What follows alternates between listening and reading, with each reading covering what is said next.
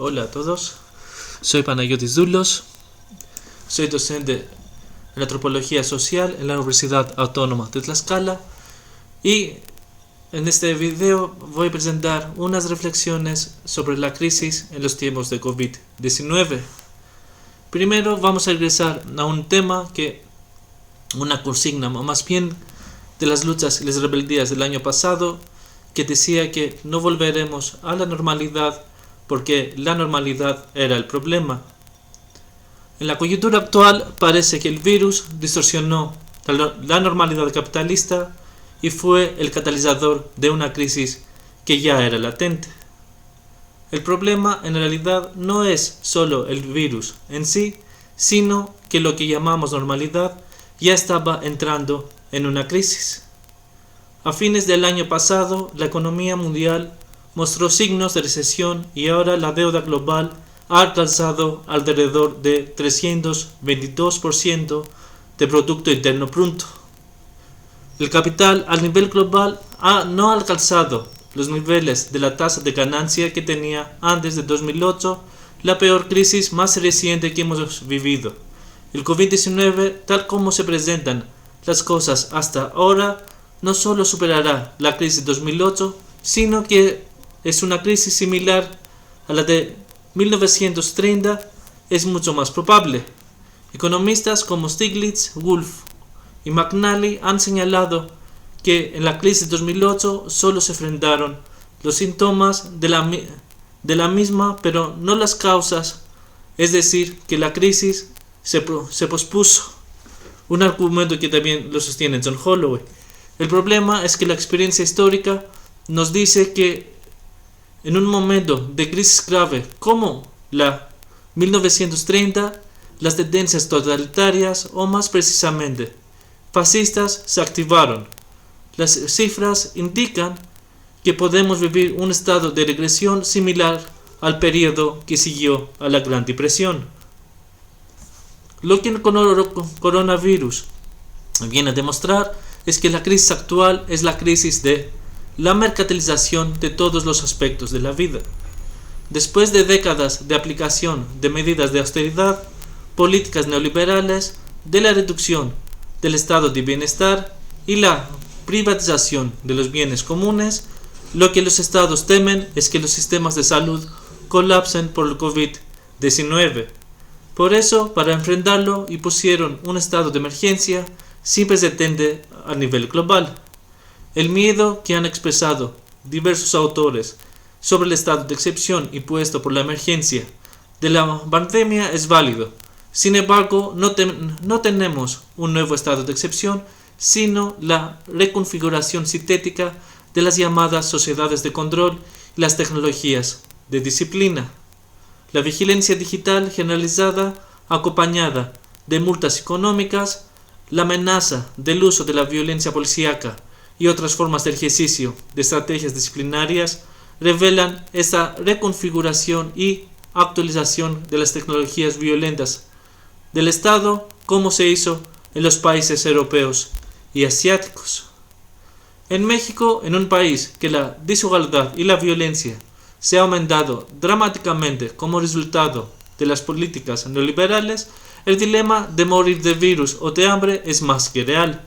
Más que el 50% de la población activa vive de la economía informal, mucha gente vive día a día sin ningún derecho. La desigualdad social genera condiciones de una vida precaria para la gran parte de la población de este país, y esta población está más afectada por esta crisis, también en términos de salud como en términos socioeconómicos. Al mismo tiempo, todo este flujo discursivo moralista, en comillas, sobre la responsabilidad individual, se puede decir que es parte de un desdoblamiento distópico descrito por la literatura de ciencia ficción. Muchas veces escuchamos por la mala alimentación de la gente en México, las malas costumbres, etc. Pero esto tiene otro efecto, es decir, mientras los grupos vulnerables encarnan otras formas de vidas matables, se genera un discurso en el que la muerte del individuo es su propia culpa, parte de su irresponsabilidad y por eso es necesario el Estado leviatán para imponer el orden y asegurar la vida y la propiedad privada. Todos esos asuntos no son independientes de la narrativa neoliberal que domina los discursos políticos y económicos en las últimas décadas. Para la narrativa neoliberal, el mercado es idéntico a la libertad individual.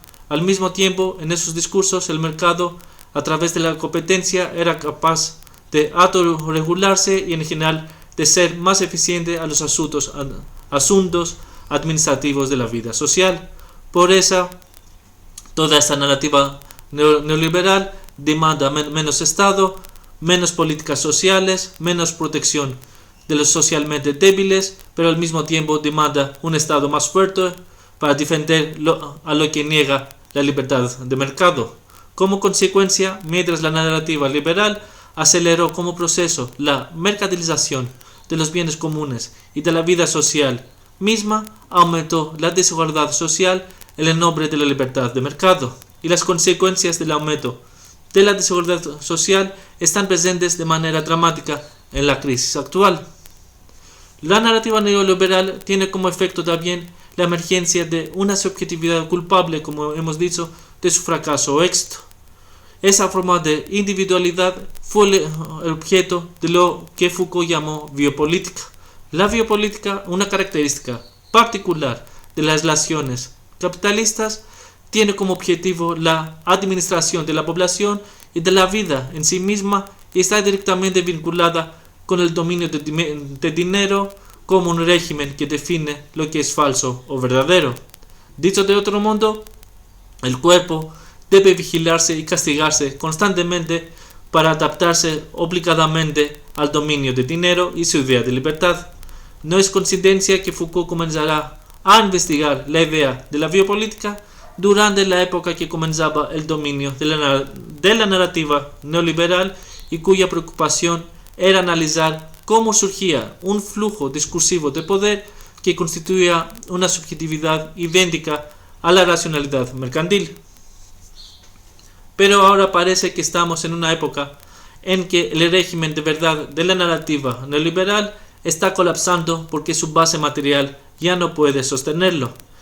Y como he comentado, esto aparece ya en las cifras de la deuda, del aumento de la deuda y otros números de la economía política. Aunque esto no implica que no es posible la restauración de la dicha narrativa a través de una crisis y restauración de capital. Aquí nos encontramos frente de un dilema. Por un lado, las sociedades de control se unifican con el estado de excepción, mientras el último se convertirá en la regla, como lo hizo a su vez el fascismo y lo quiere hacer la derecha actual.